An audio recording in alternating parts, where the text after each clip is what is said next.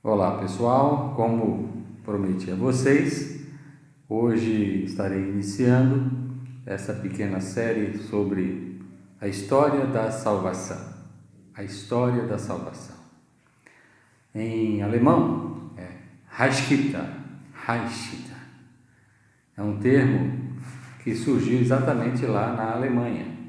O termo história da salvação foi utilizado inicialmente por um teólogo chamado von Hoffmann, mas foi o teólogo e professor Oscar Cullmann que o desenvolveu.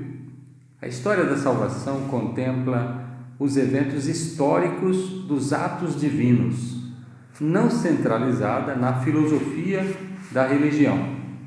Mesmo entendendo que os teólogos da história da salvação viam a Bíblia como registro dos atos salvíficos de Deus na história, mas não reconhecendo a sua infalibilidade, prefiro utilizar-me apenas do termo história da salvação, elencando os eventos descritos na Bíblia, enfatizando a revelação progressiva de Deus na história demonstrada nas Escrituras, como verídicas e bem versicular, crendo que cada parte da Bíblia Sagrada é verdade e é confiável.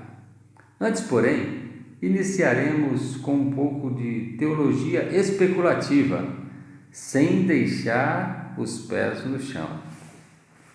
Partindo do princípio do criacionismo que nós defendemos, sendo o criacionismo a ciência que defende o surgimento do universo e de tudo que nele existe, a partir do ponto de vista do que elenca a Bíblia Sagrada.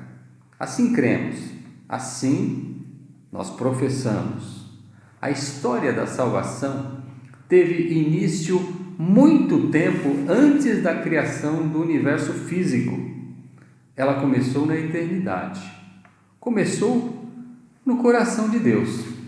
Deus criou o universo, criou a terra, criou os seres viventes e criou o homem.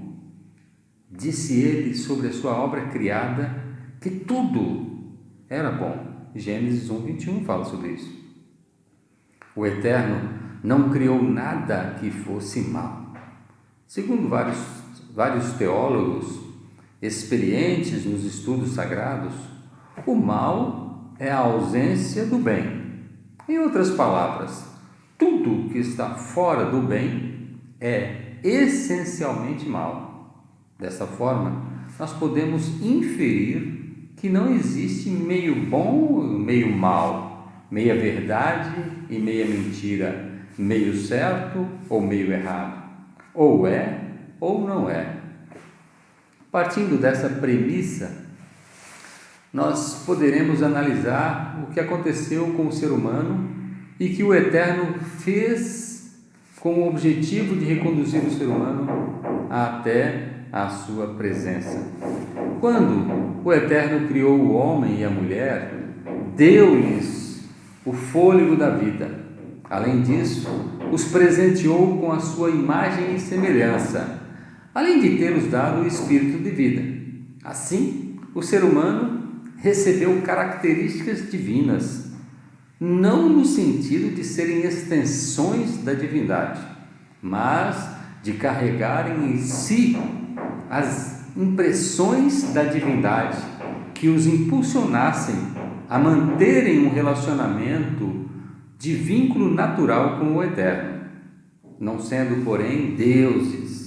Lá em Gênesis 1, 26 e 27 fala sobre isso.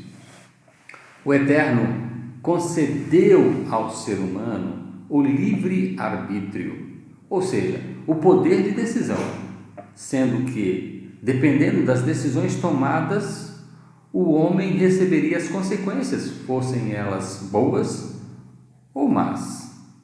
O Eterno deu a eles uma ordem para que não comessem do fruto da árvore do conhecimento do bem e do mal, pois no dia em que comessem, certamente morreriam. Vemos que, se o homem não tivesse o livre-arbítrio, a ordem não precisava ser dada, pois o ser humano somente teria que obedecer sem a opção de desobediência. Não sabemos por quanto tempo o ser humano permaneceu cumprindo a ordem divina.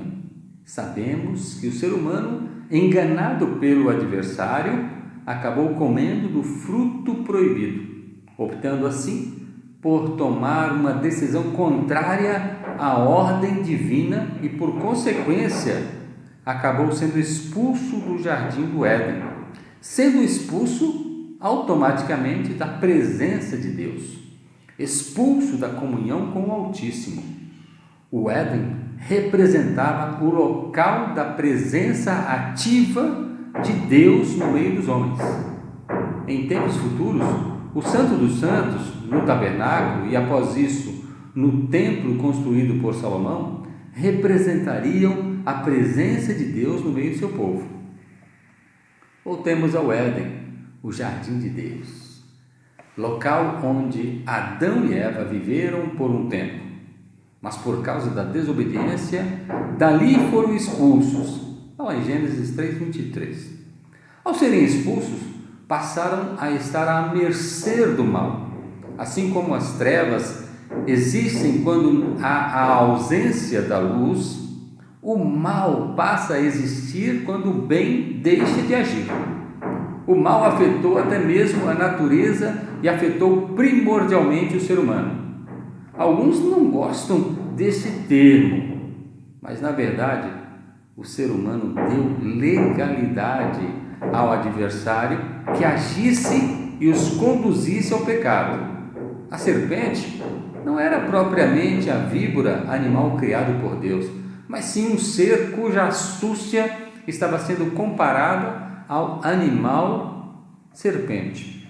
Poderia também Satanás ter se personificado de serpente e enganado a Adão e Eva. Por outro lado, o Eterno, por amor ao ser humano, fez uma promessa e providenciaria um escape. Do ventre da mulher nasceria o descendente que pisaria a cabeça da serpente, de Satanás, o adversário da humanidade. Assim, a história da salvação começa a se materializar em Gênesis 3,15, com a promessa divina feita a Adão e Eva, sendo que a mesma já estava inscrita nos anais eternos. O ser humano, desde o início, após o pecado, fez tentativas de agradar ao Eterno e de aplacar a ira divina. Uma das práticas de nossos ancestrais era a oferta, seja de cereais, seja até mesmo de animais. Vemos os primeiros filhos de Adão e Eva, Caim e Abel, tentando agradar a Deus. Caim era agricultor e trouxe oferta do fruto da terra. Abel ofereceu o melhor entre o seu rebanho. A oferta de Abel foi aceita e a de Caim não. Uma oferta recusada, não por ser fruto da terra, mas porque o coração de Caim era maligno. Abel foi morto por seu irmão, mostrando o caráter de Caim, que recebeu a punição divina, estar longe da presença de Deus. O fato de Abel ter escolhido uma ovelha e sacrificado em homenagem ao Senhor já demonstra uma noção, mesmo que mínima, do ato salvífico, através do descendente da mulher que nasceria em tempos futuros. Depois, isto ficaria mais claro com a implantação da lei mosaica e com as diretrizes divinas dadas a Moisés, que instruiria os sacerdotes e consequentemente, orientaria o povo. No próximo vídeo, avançarei um pouco mais na história da salvação, utilizando-me de textos bíblicos que mostram eventos que demonstram o que o descendente da mulher iria fazer em tempos futuros. Deus abençoe a sua vida. Aqui, Pastor Lorival. Que a graça do Pai Celestial esteja com todos vocês.